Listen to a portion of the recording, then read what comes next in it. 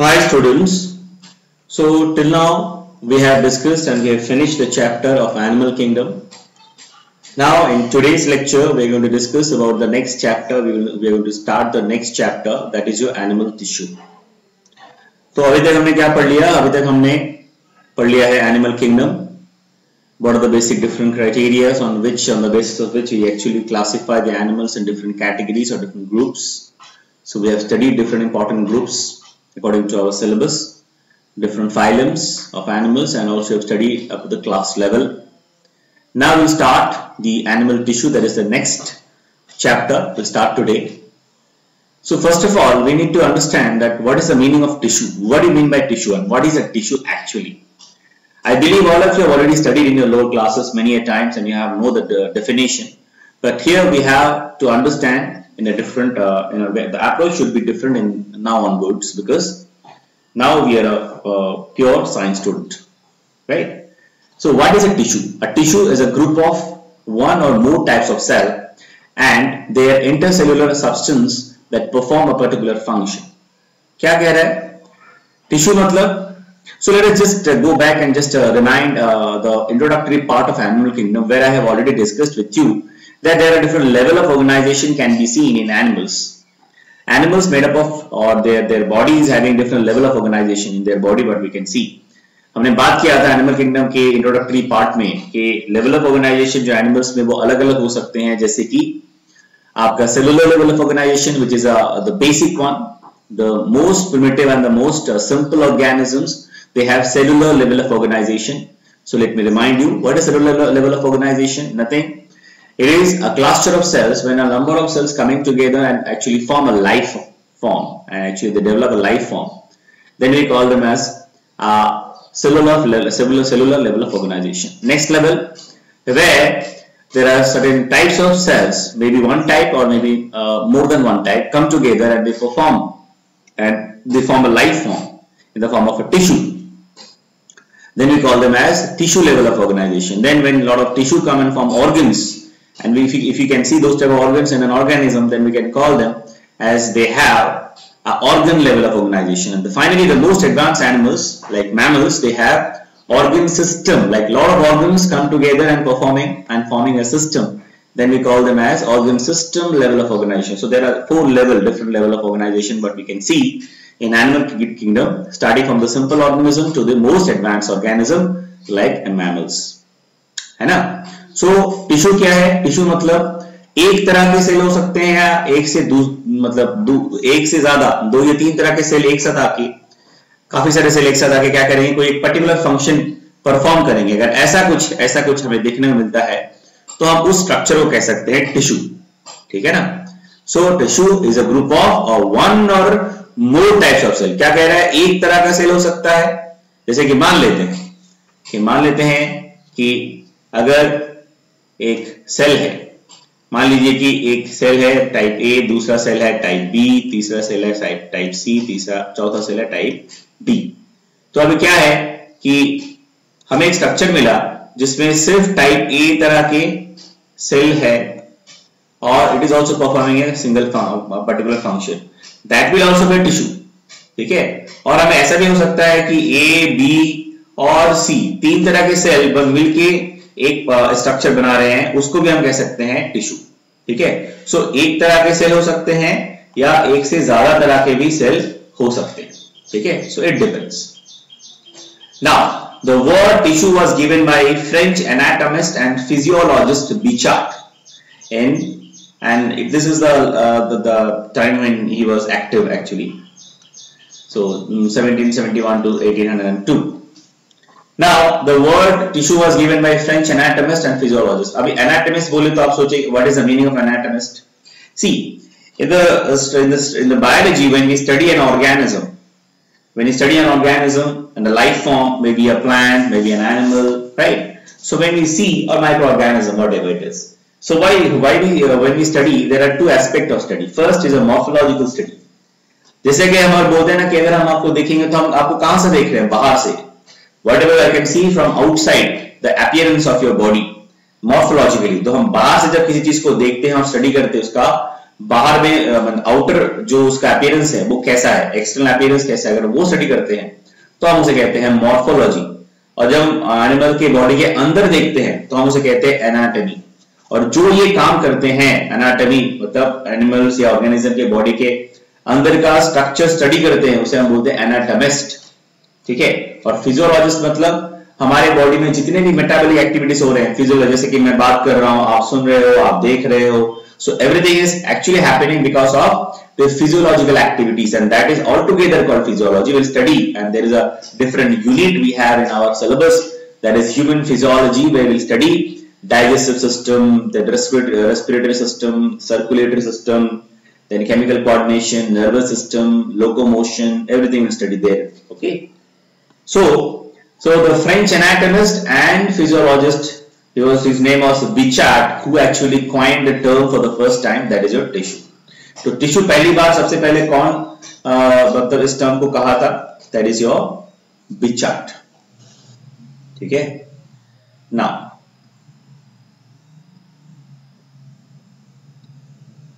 अब देखो Bichat was the first person who actually used the word tissue, but before that N. Grew in 1682 coined the term tissue in connection with plant anatomy. Bichat से पहले भी एक scientist थे जिनका नाम था N. Grew in 1682। उन्होंने जो टिश्यू है उसको उन्होंने कहा था, टिश्यू के बारे में उन्होंने भी कहा था, लेकिन वो किसके बारे में कहा था, in relation with plant anatomy. वो प्लांट एनाटॉमिस्ट थे, वो प्लांट के एनाटॉमी के बारे में स्टडी कर रहे थे।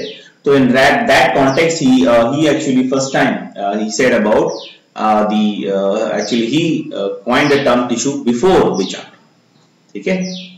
Next, Marcello Malpighi.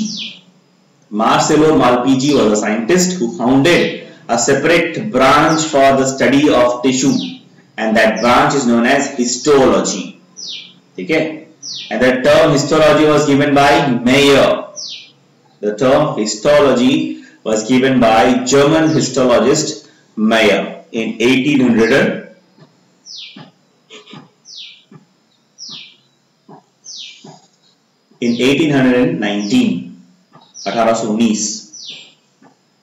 तो मार्सेलो मालपीजी के बारे में हम आगे पढ़ेंगे। मालपीजियन ट्यूब्यूल्स आपने सेल बायोलॉजी में हम जब आएंगे तब पढ़ेंगे उसके बारे में।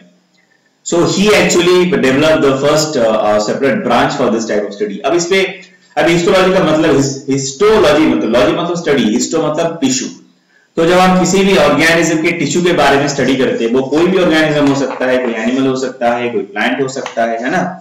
तो कोई भी ऑर्गेनिज्म लाइफ फॉर्म का अगर हम टिश्यू को स्टडी करते हैं तो उस तरह की उस स्टडी को हम कहते हैं हिस्टोलॉजी। क्या कहते हैं उसे, हिस्टोलॉजी। कौन इस हिस्टोलॉजी टर्म को फर्स्ट टाइम मतलब आपका बताया था या दिया था, that is your German histologist mayor, MAYER in 1819 को उन्होंने ये नाम सजेस्ट किया था और उन्होंने पहली बार इस वक्त, तो तब से लेकर आज तक हम इसे यूज करते हैं, ठीक है। तो histology is a common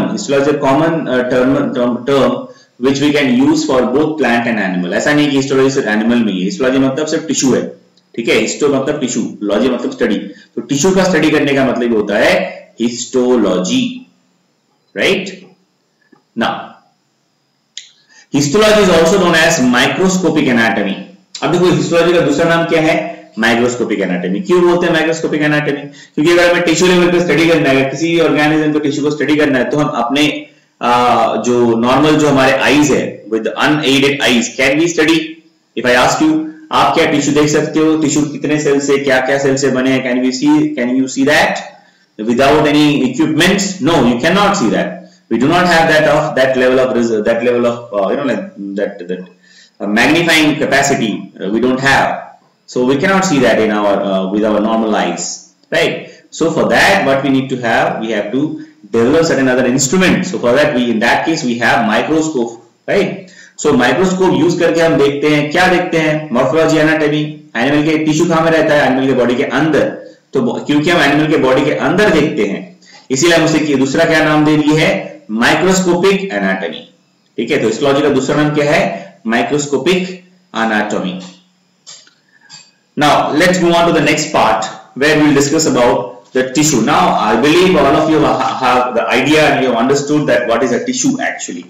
Tissue क्या है ये आपको अभी तक समझ में आ चुका होगा. Now we'll move on and we'll discuss about different types of tissue now. अब टिश्यू भी बहुत तरह के हो सकते हैं. अब देखो टिश्यू सिर्फ जैसे कि हमने बात किया कि सिंपल ऑर्गेनिज्म से कॉम्प्लेक्स ऑर्गेनिज्म में टिश्यू जो है ऑर्गन बना देता है, ऑर्गन से ऑर्गन सिस्टम बना देता है. तो इसका मतलब टिश्यू फर्दर मॉडिफाई होके अलग अलग तरह से डेवलप हुआ होगा डिफरेंट एनिमल्स में, राइट. क्योंकि अभी एनिमल्स का बॉडी अलग हो गया, हर एनिमल्स का बॉडी अलग है, उसका हैबिटेट अलग है, उसका लाइफस्टाइल अलग है ना. तो the way they survive that is also different, what they eat that is also different. So everything is different for everything which is different. So what they need a different types of like body. So अलग तरह का body उनको अगर चाहिए तो उनमें क्या होगा, टिश्यू भी मॉडिफाई हो जाएगा, ऑर्गन भी मॉडिफाई हो जाएगा. तो उसके लिए टिश्यू के वैरायटीज भी होने चाहिए ना. तो टिश्यू भी बहुत तरह का होता है. टिश्यू सिर्फ एक तरह का नहीं होता. हमारे बॉडी में या किसी भी एनिमल के बॉडी में we can find there are different types of tissues. Okay, now we are going to study the tissue in the context of animal right now. So हम अभी जो पढ़ने वाले हैं it is basically in context of animal. So based on the location and function the animal tissue are classified into 4 types. ठीक है. तो animal tissue को हम कितने टाइप में डिवाइड कर सकते हैं बेसिकली, किसके बेसिस में, लोकेशन मतलब कहां पे वो टिश्यू है ऑर्गेनिज्म के बॉडी में, एनिमल के बॉडी में, और उसका फंक्शन क्या है, उसके बेसिस में, उसके on that basis we can divide the tissue in basically in 4 different groups or 4 different types. Right. The first one is your epithelial tissue. We'll discuss one by one. First one is your epithelial tissue. देखो epithelial हम आगे पढ़ेंगे epithelial tissue क्या होता है. epi मतलब above, ऊपर, ठीक है. तो जो सबसे फर्स्ट लेयर जो होता है हमारे बॉडी का या किसी भी ऑर्गन का, टिश्यू का जो फर्स्ट लेयर होता है उसी को हम बोलते हैं एपी. एपी मतलब ऊपर, थीलियन मतलब डर्मा या डर्म, ठीक है. सो ऊपर वाला जो सबसे पार्ट पे जो टिश्यू रहता है हमारे बॉडी में उसे हम बोलते हैं एपिथेलियल टिश्यू. ऑरिजिन क्या है एपिथेलियल टिश्यू का, एक्टोडर्म, एंडोडर्म, मेसोडर्म इन ऑरिजिन, ठीक है. एपिथेलियल टिश्यू एक्टोडर्म से भी आता है, एंडोडर्म से भी बनता है, मेसोडर्म से, तीनों जो जर्म लेयर है सबसे बनता है, ठीक है. किसी पर्टिकुलर जर्म लेयर से ही एपिथेलियल टिश्यू बनेगा ऐसा जरूरी नहीं है, ठीक है. So all the epithelial tissue can form and it can develop from ectoderm, endoderm and mesoderm as well, right. Now the function, अभी function क्या है एपिथेलियल टिश्यू का, क्योंकि वो आउटर मोस्ट कवरिंग बनाता है बॉडी में या किसी भी ऑर्गन सिस्टम में या ऑर्गन में. तो it is actually basically working as a protection. It has the important function is protection, protective function. Next is secretion. अभी एपिथेलियल टिश्यू में बहुत तरह के ग्लैंड्स ही बनते हैं. जैसे हम एग्जांपल लेते हैं, जैसे हमने पढ़ा था फ्रॉग के बारे में, तो फ्रॉग के जो आउटर मोस्ट स्किन है, कवरिंग है, तो उसमें जो मॉइस्चर मेंटेन करने के लिए वो क्या करते हैं, उसमें जो मॉडिफाइड ग्लैंड्स भी हैं. So for secretion the epithelial tissue also having one function, secretion. में ग्लैंड्स है तो ग्लैंड्स का काम क्या है, सिक्रीशन करना. जैसे हमारे स्किन में क्या, हमने क्या देखा, हमें पता है हमारे स्किन में क्या है, स्वेट ग्लैंड है, सोडोरिफेरस ग्लैंड्स है ना, जस्ट बिलो द स्किन. तो जो ऊपर वाला पार्ट है उसी को एपिथेलियल टिश्यू, जो हमारा स्किन है वो भी एपिथेलियल टिश्यू से बना हुआ है. जो आउटर मोस्ट लेयर है that is our skin, that is also made up epithelial tissue. काम क्या है, प्रोटेक्शन करना, दूसरा सिक्रीशन करना, जैसे कि स्वेट सिक्रीशन, है ना. Then absorption, then excretion and reproduction, ठीक है. So there are many functions, we will discuss one by one when we will discuss the tissue in detail, right. Next is connective tissue. दूसरा कौन सा tissue है, दूसरा है connective tissue. Connective tissue का origin क्या है, कनेक्टिव टिश्यू बनते कहां आते हैं, that is particularly from mesoderm germ layer. कौन से जर्म लेयर से बनता है, पर्टिकुलरली फ्रॉम मेसोडर्म, ठीक है. और फंक्शन क्या है, attachment, support, storage, protection, transport, ठीक है. एक टिश्यू को दूसरे टिश्यू के साथ या किसी ऑर्गन के साथ किसी ऑर्गन को अटैच करना, उसको सपोर्ट करना, कुछ चीज को स्टोर करना, ठीक है, प्रोटेक्शन भी करना और ट्रांसपोर्टेशन, ये सारे कामों में हेल्प कौन करता है, connective tissue. Blood is also connective tissue. I believe all of you know that. It's a liquid. It's formed in a liquid form and it's a connective tissue. So it is also helping in transport of oxygen and carbon dioxide. As you all know, we have already studied in the lower classes, right? So connective tissue का काम क्या है, transport भी करता है connective tissue. So don't get confused. We'll discuss everything in detail one by one when we will study it in the later part of the video. Next is muscular tissue. This is the most common one. You all of you are aware about this. Muscular tissue मतलब हमारे body में जो muscles होते हैं, biceps, triceps, thigh muscles, ठीक है, जो भी हमारे बॉडी में मसल्स हमको मूवमेंट करने के लिए जो हमें हेल्प करता है, those are called muscle tissue और मस्कुलर टिश्यू। ओरिजिन क्या होता है इनका भी, ओरिजिन क्या होता है, मेसोडर्मल ओरिजिन होता है इनका, ठीक है। फंक्शन क्या है, it helps in the movement of the body parts and locomotion. Just now I said all the different muscles are involved in the process of movement and locomotion, ठीक है। हमारे बॉडी में मूवमेंट करने के लिए, locomotion करने के लिए हमें कौन सा टिश्यू चाहिए, मस्कुलर टिश्यू चाहिए, ठीक है। Next the last one, the fourth category, that is your nervous tissue. Origin क्या होता है, it is ectodermal, the germ layer which is involved in this the development of the nervous tissue, it is your ectoderm germ layer. So the nerve or the nerve tissue are actually formed from ectoderm. Function क्या है, control and coordination by the nerve impulses, simple. जैसे हमारे brain में क्या है, it's a lot of neurons in the nerve cells, they come together and form the nerve tissue, and the main function of the nervous system is what, to control and coordination in our body. How? By the generation of impulses, right?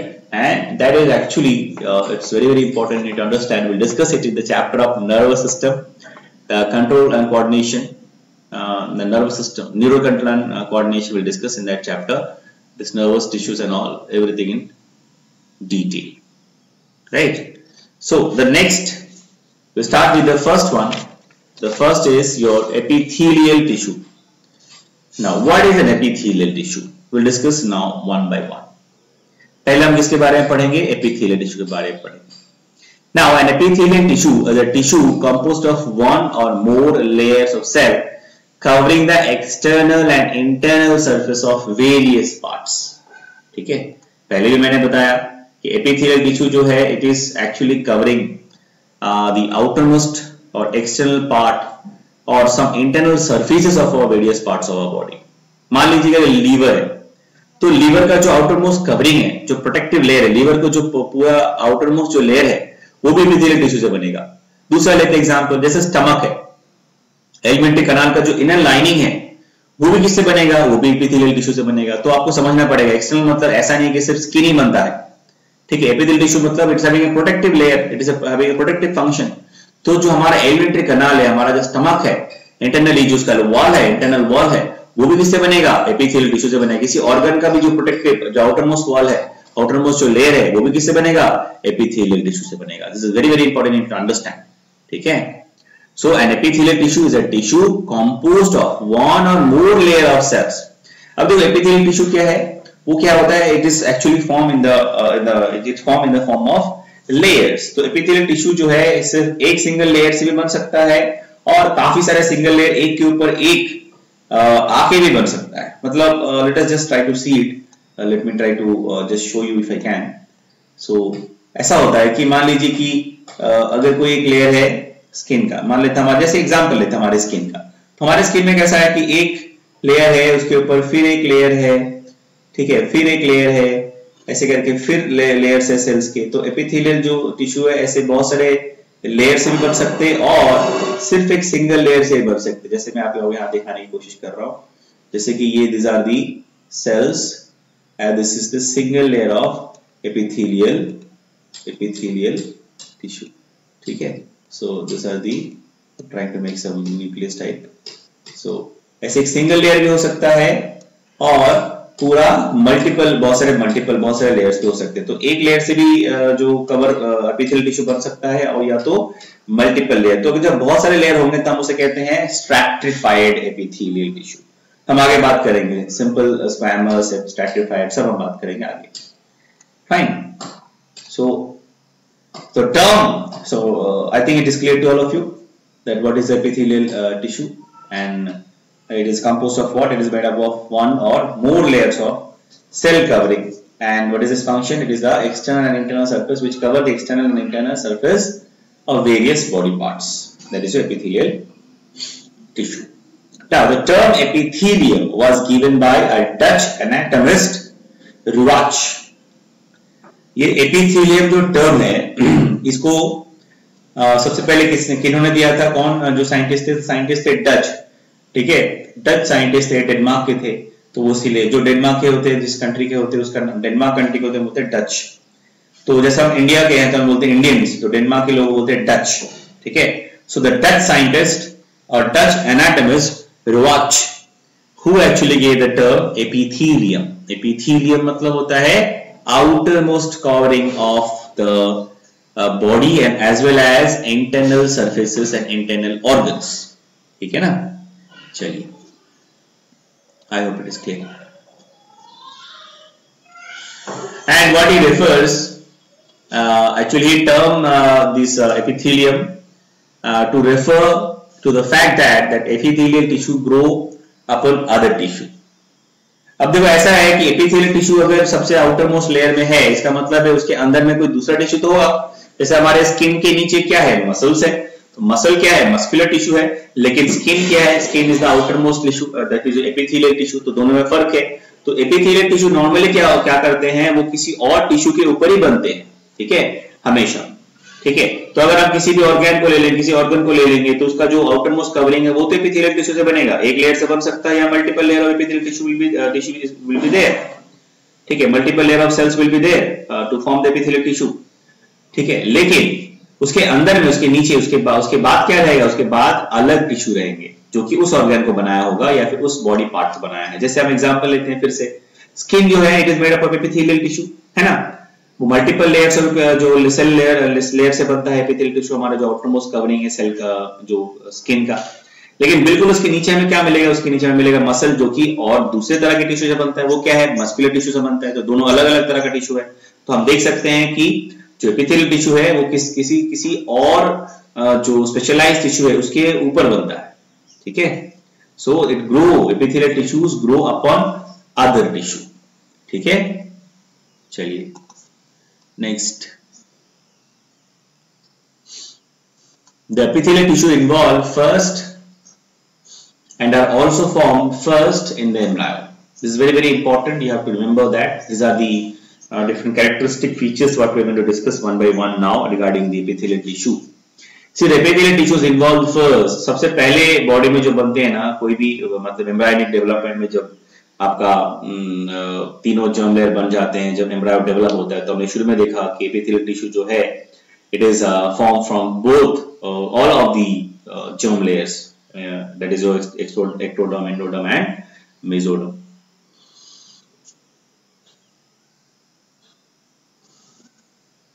इसीलिए जो tissue first बनता है embryonic development के दौरान, that is your epithelial tissue, ठीक है।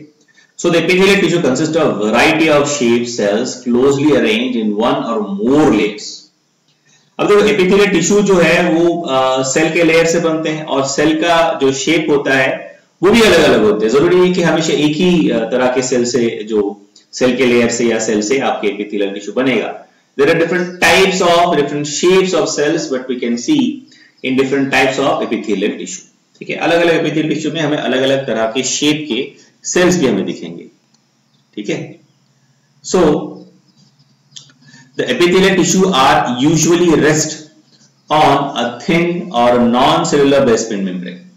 तो कभी इसके पहले पॉइंट हमने क्या देखा था कि जो शेप होता है ना, वो अलग अलग तरह के हो सकते हैं। जैसे कि कैसा होगा, जैसे ये मान लो कि कोई शेप जो सेल है वैसे फ्लैट एंडेड हो सकता है, कोई भी कोई एक किसी के एपिथेलियल टिश्यू के केस में, किसी के केस पे ऐसे क्यूबॉइडल हो सकता है, किसी के केस में ऐसे कोलुमनार हो सकता है सेल का शेप। तो अलग अलग जो आपके टिश्यू है उसमें जो सेल के शेप है वो भी अलग अलग हो सकते हैं, ठीक है। So there is a variety of the cell, it can be columnar, it can be flat ended, it can be cuboidal as well. Apart from that the epithelial tissues are usually rest on the non cellular basement membrane. अभी देखो जी, epithelial tissue जो बनता है, multiple layers बनता है या फिर कुछ सिंगल लेयर से बनता है, तो वो किसके ऊपर रहता है, before it just after that there will be next type of tissue of the body. जैसे स्किन के नीचे हमारे पास मसल्स है, मस्कुलर टिश्यू है, तो इनके बीच में मतलब ये जो आपका जो एपिथेलियल टिश्यू है वो किसके ऊपर रहता है, that is actually special type of membrane on which it is actually rest और रहता है, उसे हम कहते हैं बेसमेंट मेम्ब्रेन। तो एपिथेलियल टिश्यू के नीचे क्या रहता है बेसमेंट मेम्ब्रेन, ठीक है। और एपिथेलियल टिश्यू जो होता है बेसिकली, नॉर्मली एपिथेलियल टिश्यू में कोई भी ब्लड वेस्कुलर सिस्टम नहीं होता है। हमारे स्किन में कोई भी कैपिलरीज या ब्लड कैपिलरीज उसके उस टिश्यूज के अंदर नहीं होता है, ठीक है। तो अगर ब्लड कैपिलरीज या नहीं होता है या आपके जो ब्लड सप्लाई नहीं होता है, if it is not vascular, If the epithelial tissue is not vascular, मतलब blood supply वहां तक नहीं पहुंचता, अगर नहीं होगा blood supply vascular नहीं है, अगर capillaries नहीं, इसका मतलब क्या है, blood supply नहीं होगा। तो अगर blood supply नहीं होगा तो nutrition कैसे मिलेगा cells को जो कि उस epithelial tissues में है। तो फिर अगर न्यूट्रिशन नहीं मिलेगा, गैसेस एक्सचेंज नहीं होगा, तो फिर वो सेल तो नहीं सर्वाइव कर सकते। So there must be some other way. तो क्या है, क्या तरीके से जो आपके एपिथेलियल टिश्यू है वो न्यूट्रिशन को गेन करते हैं? By the help of underlining connective tissue. ठीक है, आपके बेसमेंट मेम्ब्रेन के बिल्कुल नीचे या बेसमेंट मेम्ब्रेन के पास हमेशा जो कनेक्टिव टिश्यू होता है, those connective tissue help in the nutrition, which help to provide the nutrition to the epithelial tissue or the cell of the epithelial tissue। ठीक है, किसके थ्रू भेजते हैं? Through the basement membrane. तो फिर से एक बार सुन लीजिए, एपिथेलियल टिश्यू जो होता है उसमें नॉर्मली कैपिलरीज या ब्लड वेसल्स नहीं होते हैं। So because of that they gain the nutrition from the underlining connective tissue bye diffusion through the basement membrane. So that is the process and that is the way they are getting the nutrition or the nutrients for the survival। ठीक है, next, a specialized epithelium that is known as stria vascularis of the cochlea of the internal ear। देखो अभी एक specialised अलग specialised epithelial tissue रहता है, कहां पे? हमारे इंटरनल ईयर के अंदर। इंटरनल ईयर का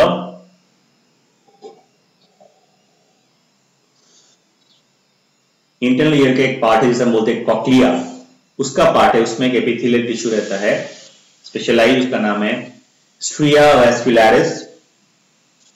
और वो एक्सेप्शन है, उसमें हमें ब्लड कैपिलरीज मिलेगा। ठीक है, उसमें हमें क्या मिलता है? It is having blood capillaries.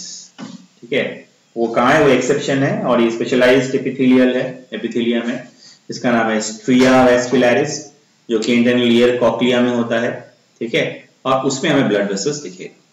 So that's the exception, right. Now a basement membrane का भी बहुत सारा पार्ट है। So the basement membrane is actually consist of 2 layers.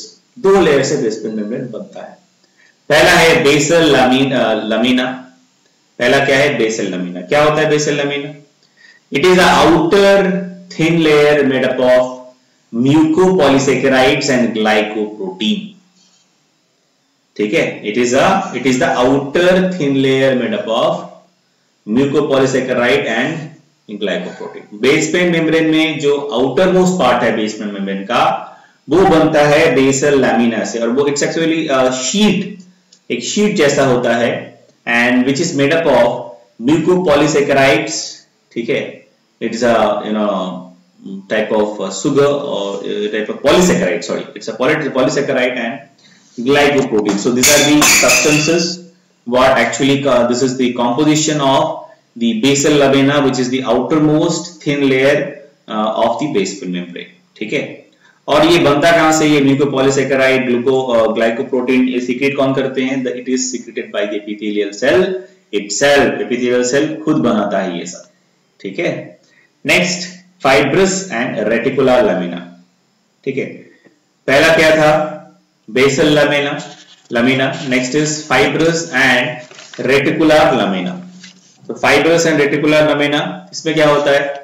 It is the inner thick layer composed of collagen reticular fibers of the underlying connective tissue। तो basement membrane का जैसे हमने बात किया, जो बाहर वाला हिस्सा है, जो outermost layer है, that is very thin and that is made up of mucopolysaccharide and glycoprotein, which is secreted by again epithelial cell। And बिल्कुल उसके बाद रहता है जो लेयर, वो होता है बेसमेंट मेम्ब्रेन का थिक लेयर, थिक वाला पार्ट होता है, and that is made up of collagen and reticular fibres. ठीक है, तो बेसमेंट मेम्ब्रेन का 2 पार्ट है। एक पार्ट है आपका जो थिन लेयर है, थिन पार्ट है बेसमेंट मेम्ब्रेन को, उसे बोलते हैं बेसल लैमिना, और जो अंदर वाला थिक पार्ट है उसे बोलते हैं फाइब्रस और रेटिकुलर लैमिना। ठीक है, so this are the different parts of the basement membrane। okay, so let us continue। अब देखो एपिथेलियल जो सेल्स है, they show some modification according to the requirement. जैसा रिक्वायरमेंट होगा उस हिसाब से जो एपिथेलियल टिश्यू होगा वो मॉडिफाई करेगा और अलग अलग स्ट्रक्चर बनाता है, just like in the form of projections. ठीक है, तो इसके लिए एक छोटा सा एग्जांपल लेते हैं हम अपने इंटेस्टाइन का। तो अगर हम अपने इंटेस्टाइन को अगर अच्छे से देखेंगे, हम अपने when we will study the chapter of digestion, there we will discuss it in detail. The structure I will also discuss in detail and I will study everything in detail. We'll take the TS section as well, but here let us just have a understanding. अभी होता क्या है, आपके lower classes में भी पढ़ा होगा कि जो आपके इंटेस्टाइन है उसमें जो विली होता है, ठीक है, या जिसे हम कहते हैं विली या माइक्रोविली, ठीक है, वो जो सेल होते हैं, एपिथेलियल सेल होते हैं, उसके ही जो आउटर मोस्ट मेम्ब्रेन है, जो आपके सेलुलर मेम्ब्रेन है, सेल मेम्ब्रेन है, वो मॉडिफाई होके फिंगर लाइक प्रोजेक्शंस बना देता है। ठीक है, why? To increase the absorption by increasing the surface area. जितना ज्यादा फोल्डिंग होगा उतना ज्यादा सरफेस एरिया बढ़ेगा, उतना ही ज्यादा एब्जॉर्प्शन होगा। ठीक है, so the epithelial cell shows some modification like cilia, stereocilia, flagella etc. ठीक है, तो एपिथेलियल जो सेल्स है वो बहुत तरह के मॉडिफिकेशन हम देख सकते हैं उसमें, like we can see cilia formation, second we can see stereocilia, and third we can see microvilli. ठीक है, so there are different types of modification that what we can see in case of the epithelial cells. ठीक है, so these are the diagram what we can see on the screen right now. First is your cilia, second one is your stereocilia, third one is your microvilli. Okay, now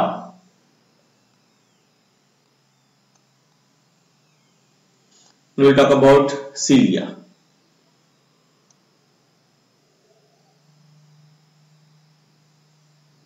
What are cilia? Cilia are motile and arise from the basal granule. Basal granule is a structure from which is present in the basal lamina and the basement membrane in that area. So the basal granule, from there the cilia arises and it covered by glycocalyx. The cilia is actually have a outermost covering or protective layer of glycocalyx, and the cilia occurs in the cell of respiratory or reproductive tract. तो cilia में कहाँ मिलेंगे हमें? respiratory tract में या reproductive tract में हमें ये cilia मिलेगा।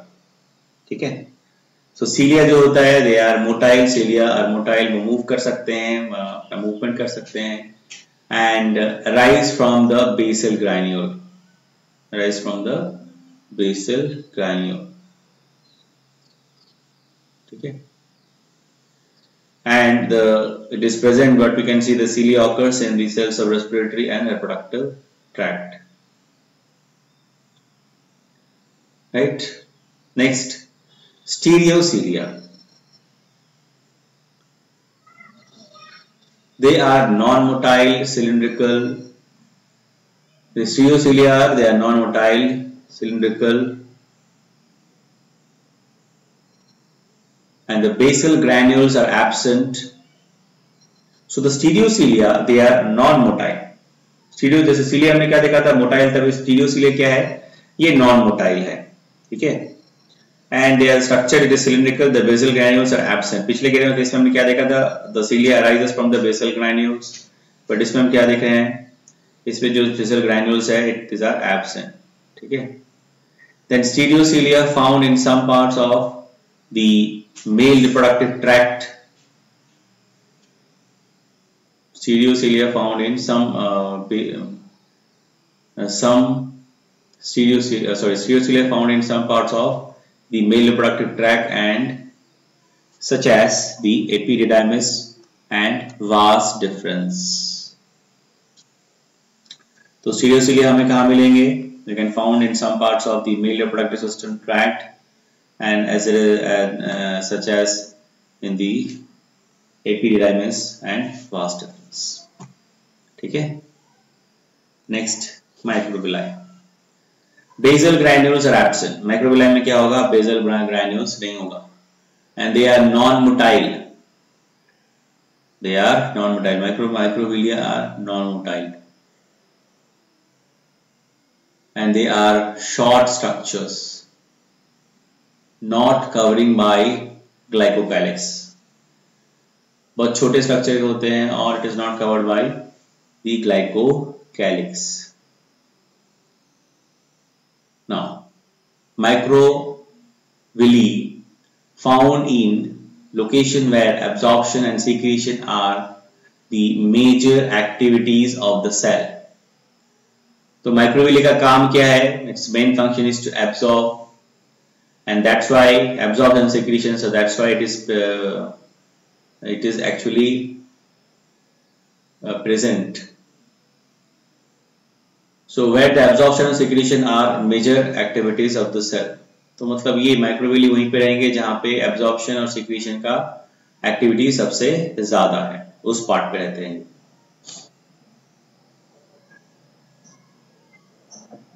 Okay, now we'll move on to the next part and we'll discuss the most this the very important part of this chapter before we move on. That is a special junction between epithelial cells. देखिए अब एक चीज है कि जो epithelial cell है basically ये एक दूसरे के साथ, मतलब जो ये एपिथेलियल जो टिश्यू है ये जब बनता है तो what we can see there are multiple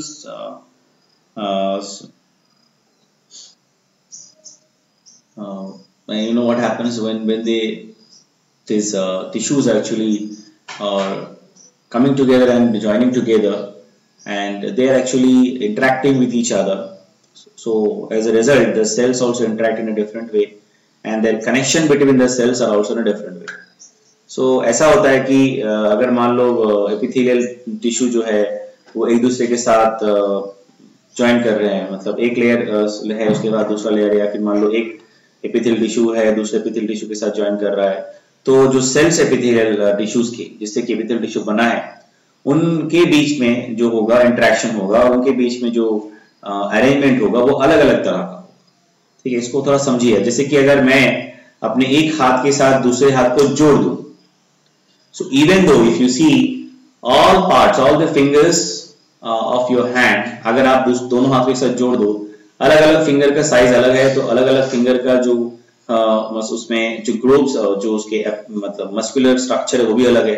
तो जब दोनों एक दूसरे के साथ हम अटैच करेंगे तो दोनों के बीच में जो सिचुएशंस होगा वो अलग अलग होगा. किसी किसी जगह पे वो टाइटली बिल्कुल एक दूसरे के साथ चिपका हुआ है, आप समझ सकते देख सकते हो, और आप देख सकते हो कहीं कहीं पे थोड़ा गैप भी है. बिल्कुल उसी तरीके से जब एपिथेलियल सेल्स एक दूसरे के साथ अरेंज होते हैं तो उनके बीच में बहुत सारा हमें पैटर्न दिखता है, तो वो हम डिस्कस करेंगे एक के बाद एक. पहला जो हमें दिखेंगे बहुत सारा जंक्शन एक्चुअली हमें दिखेगा.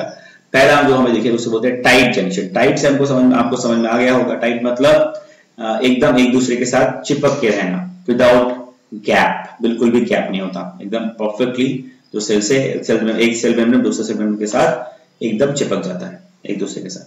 ठीक है, so that is your tight junction. तो डायग्राम में हम देखेंगे, पहले थोड़ा समझ लेते हैं क्या होता है tight junction. The plasma membrane in the apical parts of the adjacent epithelial cells become tightly packed together or are, and they check the flow of materials between the cells.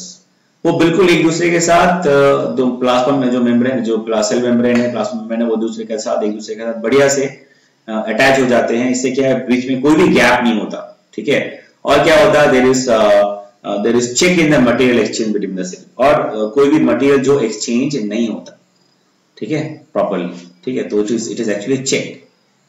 Next is gap junction. अब क्या होगा जब दोनों cell के बीच में दोनों एक दूसरे के साथ प्रॉपर्ली परफेक्टली एक दूसरे के साथ अटैच नहीं होंगे तो क्या हो सकता है उनमें गैप आ सकता है. ठीक है, उसी को हम बोलते हैं गैप जंक्शन. इस तरह के जंक्शन को हम क्या बोलते हैं, gap junction. So these are meant for chemical exchange between adjacent cell. तो जब दो सेल के बीच में प्रॉपर्ली दो सेल के जो सेल मेम्ब्रेन अटैच नहीं होते हैं, बीच में गैप रहता है, उस तरह के स्ट्रक्चर को हम बोलते हैं गैप जंक्शन. और उसका काम क्या है, ऐसा गैप क्यों रहता है दोनों सेल के बीच में, क्या पर्पस है दोनों के बीच में, to actually exchange the chemical. दोनों सेल के बीच में एक दूसरे के साथ क्या करते हैं, वो केमिकल्स जो है वो एक्सचेंज करते हैं. एक्सचेंज करने के लिए ऐसे जो आपके the gap junction. They develop the gap junction because of the purpose of exchange of chemicals in between them. ठीक है ना. Next, adhering or adhering junction. Adhering junction मतलब they perform the connecting function to keep neighboring cells together, and these are 3 types. ठीक है. ये क्या करते हैं ना, adhering junction मतलब जुड़ना, adhesion मतलब होता है जुड़ना, adhesion, cohesion आपने पढ़ा होगा, adhesive force, cohesive force. So adhesion मतलब होता है जुड़ना, ठीक है. तो मतलब कनेक्शन बनाना, ठीक है. तो जो adhering junction होता है वो दोनों सेल के बीच में कनेक्शन बनाता है. So they perform the connecting function to keep the neighboring cells together. और ये connecting function किस लिए बनाता है, ताकि दोनों जो सेल है, अपोजिट अलग अलग सेल्स है, इनके बीच में जो कनेक्शन है प्रॉपर रहे और जो सेल्स है वो प्रॉपरली कनेक्टेड रहे, तो कि एक दूसरे के साथ जो भी एक्सचेंजेस है वो कर पाए. और ये भी 3 तरह के होते हैं. पहला है जोनियोला एडहेरेंस. एडहेरेंस जंक्शन भी 3 तरह का. पहला क्या है, जोनियोला एडहेरेंस. क्या होता है zonula adherens? There is a dense plaque like structure. Zonula adherens मतलब there is a dense plaque like structure हमें मिलेगा देखने को. And on cytoplasm, on cytoplasmic, कहां पे मिलेगा हमें ये देखना, cytoplasmic side of each plasma membrane. Cytoplasmic side में दोनों प्लाज्मा मेम्ब्रेन में ही, मतलब दोनों सेल के प्लाज्मा मेम्ब्रेन में ये प्लक लाइक स्ट्रक्चर हमें दिखेगा, जो कि आपका फर्स्ट जो टाइप है आपके एडहेरिंग जंक्शन, उसका जोनुला एडहेरेंस में मिलेगा. ठीक है. सो adherence, there is a dense plaque-like structure on cytoplasmic site of each plasma membrane, from which fine microfilaments of actin. तो जो प्लक हमें मिलेगा तो उसमें हमें क्या देखने मिलेगा कि from that plaque, actually what happens from the plasma membrane from each side, both the side, the microfilament of the actin extend into the cytoplasm. हमें दिखेगा कि जो माइक्रोफिलामेंट है वो साइटोप्लाज्म के अंदर तक फैल जाता है, चला जाता है. ठीक है. And this microfilaments are of actin protein and extend into the cytoplasm and they probably serve anchoring function. अब जब दोनों सेल के बीच में कनेक्शन है तो दोनों के बीच में जब एक्सचेंज होगा या दोनों सेल के बीच में कोई भी प्रॉपर मटेरियल एक्सचेंज होना चाहिए या फिर प्रॉपर जो भी एक्सचेंज होगा, तो उसके लिए सेल को स्टेबल रहना पड़ेगा, तो सेल मेम्ब्रेन को भी स्टेबल रहना पड़ेगा. इसीलिए ये आपके जो एडहेरेंट जंक्शन है आपके, उसमें जो फर्स्ट टाइप हमने देखा तो उसमें होता है जोनुला एडहेरेंस. ये क्या करता है, ये दोनों के बीच में स्टेबिलिटी बनाने के लिए inside the cell they are making anchoring. How they are doing this anchoring? By the microfilament that is your protein. ठीक है. Next is desmosomes. डेस्मोसोम्स क्या होता है? दे आर थिकर और these are like zonal adherens. ये zonal adherens जैसा ही होता है, but they are thicker and stronger. zonal adherens का ही अगर हम मान लें कि हायर वर्जन है जो कि ज्यादा थिक है, माइक्रोफिलामेंट और ज्यादा थिक हो गया, प्लक और ज्यादा थिक हो गया, ठीक है, तो ज्यादा थिक होता है और ज्यादा स्ट्रांग होता है और एक डिस्क लाइक जंक्शन बनाता है, उसी को हम बोलते हैं डेस्मोसोम्स. ठीक है. And they have intercellular protein. ठीक है. और इनके पास क्या होता है? दे हैव इंटरसेलुलर प्रोटीन और प्रोटीन प्लेट्स. इनके पास क्या होता है? Protein plates. ये स्ट्रक्चर किससे बनता है? प्रोटीन प्लेट्स और इंटरसेलुलर प्रोटीन से बनता है. ठीक है. So intercellular plates are much thicker. तो अब डायग्राम में देखेंगे तो आपको और क्लियर होगा. इंटरसेलुलर जो प्लेट्स है वो बहुत थिक होता है. And the microfilaments which extend from plaque like structure. और वो जो प्लक लाइक स्ट्रक्चर, जो माइक्रो स्ट्रक्चर से जो माइक्रोफिलामेंट अंदर की तरफ जाता है साइटोप्लाज्म में, into the cytoplasm, those are not actin in this case. ठीक है. पहले वाले में हमने देखा था जो जोनुला एडहेरेंस था उसमें वो एक्टिन था, लेकिन इसमें एक्टिन नहीं है. ठीक है. But of a keratin like protein. Actin तो होता नहीं, लेकिन क्या होता है? It's a keratin type protein. Keratin, KERATIN, keratin, KERATIN, keratin like protein. Okay. तो एक्टिन प्रोटीन नहीं होता है, लेकिन क्या प्रोटीन होता है? केराटिन टाइप प्रोटीन से बनता है. And these microfilaments are called tonofibrils. पहले वाले हमने क्या देखा था? जो हमने जो आपके माइक्रोफिलामेंट्स था वो क्या था? एक्टिन था. अभी दूसरा हमने क्या देखा? अभी इस केस में आपके डेस्मोसोम्स में और थिक और ज्यादा थिक है, तो ये इनको हम बोलते हैं टोनोफाइब्रिल्स. और ये एक्चुअली है क्या, ये माइक्रोफिलामेंट्स है जो कि केराटिन प्रोटीन से बनते हैं, ठीक है। Now next is hemidesmosomes. अभी हेमीडेस्मोसोम्स क्या है, this are similar to desmosome, ये भी डेस्मोसोम की जैसी है, but thickening of the cell membrane is seen only in one side. देखो ये भी डेस्मोसोम्स की जैसे, जैसे पहले हमने देखा था जोनल एडहेरेंस, ठीक है, उसके बाद हमने देखा डेस्मोसोम्स हायर बोल सकते हैं, कंपेरेटिवली ज्यादा थिक स्ट्रक्चर है, जोनल एडहेरेंस से ज्यादा थिक स्ट्रक्चर है। और हेमीडेस्मोसोम मतलब ये भी बिल्कुल डेस्मोसोम्स ही है। हेमी मतलब हाफ, मतलब किसी भी सेल मेम्ब्रेन, किसी भी एक सेल मेम्ब्रेन में दो सेल एक दूसरे के साथ कांटेक्ट में है, तो किसी एक सेल मेम्ब्रेन के साइड में भी हमें ये जो थिक प्लक लाइक स्ट्रक्चर डेस्मोसोम दिखेगा, उसे हम कहेंगे हेमीडेस्मोसोम, ठीक है। नेक्स्ट स्ट्रक्चर इंटरडिजिटेशन, ठीक है, इंटरडिजिटेशंस। सो इंटरडिजिटेशंस क्या होता है, सी between these cells क्या होता है, between the plasma membrane one more structure what we can see, that is there are finger like processes of the cell membrane of the adjacent cell and they increase the area of the surface contact between the adjacent cell। हमें और क्या मिलेगा, बिल्कुल जैसे हमने देखा था microvilli के केस में, बिल्कुल वैसा ही फिंगर लाइक प्रोजेक्शंस हमें मिलेंगे जो कि एक दूसरे के साथ जो आपके जो प्लाज्मा मेम्ब्रेन है, they will modify and they will attach with themselves and forming a finger like structure, finger like shape, ठीक है। and what is the purpose, to increase the surface area for better exchange। और ऐसे foldings और finger like foldings क्यों बनाते हैं, for to increase the surface area, ठीक है। next is intercellular bridge। और क्या हमें दिखेगा, कैसा स्ट्रक्चर दोनों सेल के बीच में, इंटरसेल्युलर ब्रिज भी हमें दिखेंगे, वो क्या है, this are minute projections. Intercellular bridge क्या है, this are minute projection that arise from adjacent cell membrane.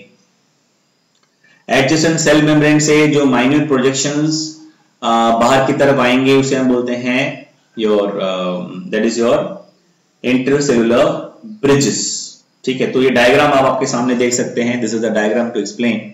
So you can see, so these are the two cell plasma membrane of two cells, so this side is another cell, this side is another cell, so you can see this is the cytoplasm, this is also cytoplasm, so this is the intercellular space दोनों के बीच में, and this is the cell membrane, ये वाला side इसका, ये cell membrane इस cell का है और ये सेल मेम्ब्रेन और प्लाज्मा मेम्ब्रेन इस सेल का है, ठीक है, ये साइटोप्लाज्म है। अब देख सकते हो ये वाले जो प्लाज्मा मेम्ब्रेन है, इसने यहाँ पे मॉडिफाई करके ऐसे जो प्रोजेक्शंस बनाए हैं, और अलग एडजेसेंट सेल ने भी ऐसे ही प्रोजेक्शंस बनाए हैं लाइक दिस, ठीक है। And these are called cellular intercellular bridges, ठीक है, these are known as intercellular bridges, ठीक है। So before will close up, will close this today's lecture, I will show you the diagram. So I'm not going to discuss the diagram again, we discuss in the next video, so just you have a quick look. So what we can see, हमने यहाँ पे क्या किया है कि एक ही diagram में सारे जो डिफरेंट तरह के जंक्शन हमें दिखते हैं, so दोनों प्लाज्मा सेल के बीच में, दो प्लाज्मा मेम्ब्रेन के बीच में, दो सेल के बीच में, तो हमने वो एक साथ सब दिखाया है इसमें। ऐसा नहीं कि सारे जो हमने यहाँ पे डिस्कस किया है, सारे जो स्ट्रक्चर्स वो एक ही सेल में आपको मिलेंगे। ये हमने एक टिपिकल डायग्राम बनाया है और समझाने के लिए और देखने के लिए सारा different types of interaction or what is that we discussed, the junctions, the different types of specialized junction what we can see in case of the epithelial cells। दोनों epithelial cell के बीच में हमें जो अलग अलग तरह के junctions हमें दिखेंगे, उसको हमने स्टडी करने के लिए एक कॉमन डायग्राम बनाया है। ऐसा नहीं है, बार बार मैं कह रहा हूँ, ये it's a common diagram to make you understand. ऐसा जरूरी नहीं है कि दोनों सेल के बीच में, हर दो एपिथेलियल टिश्यूज के बीच में, दोनों एपिथेलियल टिश्यू सेल्स के बीच में ये सारे जंक्शंस होंगे, ऐसा नहीं। हर, क्योंकि हमने अभी डिस्कस किया कि एपिथेलियल टिश्यू है वो अलग अलग होगा, तो अलग अलग एपिथेलियल टिश्यू होगा, अलग अलग उसका फंक्शन होगा, तो उसका जो दोनों के बीच में जो गैप जंक्शन होगा या जंक्शन होगा वो भी अलग अलग होगा। Depend on the situation, depends on the type of epithelial tissue और कहां पे है, उसका लोकेशन क्या है, उसका फंक्शन क्या है। बट फॉर स्टडी, हमने स्टडी के लिए, हमें समझने के लिए, पढ़ने के लिए हमने वो सारे जंक्शन को एक साथ कर दिया है और एक एक करके पढ़ रहे हैं। लेकिन हमेशा याद रखिए, इट्स अ टिपिकल डायग्राम, हमने एक ही जगह पे हमने ये सबको स्टडी कर लिया, लेकिन ऐसा सारा जंक्शंस दोनों सेल में एक जगह पे एक बार में नहीं होता, ठीक है। So will discuss all the diagram in detail in the next video lecture. So till then you just see the diagram once, ठीक है। So you can see the diagram. So from the beginning, if you see this is the tight junction, there is no you can see there is no gap between the cell membrane. This is a cell, ये एक cell है, ठीक है, ये एक cell है और ये एक सेल है और ये इनका प्लाज्मा मेम्ब्रेन है, हम ठीक है। ये इस तरफ एक प्लाज्मा मेम्ब्रेन है, इस तरफ एक प्लाज्मा मेम्ब्रेन है, तो दोनों सेल का प्लाज्मा मेम्ब्रेन के बीच में क्या इंटरेक्शन हुआ है वही हम देख रहे हैं। सो अलग अलग डिफरेंट तरह का जंक्शन, पहला है no gap, nothing, completely attached with themselves each other to each other, उसको बोलते हैं टाइट जंक्शन। उसके बाद देख सकते हो आप इंटरसेल्युलर स्पेस जिसको हम बोलते हैं जोनुला ओकंड, जोनुला एडहेरेंस भी आएगा। So this is the intercellular space what we can see in between the plasma membrane and that is called zonula occludens, जो इंटरसेल्युलर स्पेस हमें दिख रहा है। उसके बाद आप देख सकते हो कि यहाँ पे गैप जंक्शन भी है, ठीक है, तो गैप जंक्शन। उसके बाद the next what we can see that is the zonular adherens, then next what you see this is the desmosomes, then these are the interdigitations, right? So we'll discuss in the next part of the video. Next video we'll discuss the next these parts and this diagram in detail, ठीक है। So till then take care, stay at home, thank you.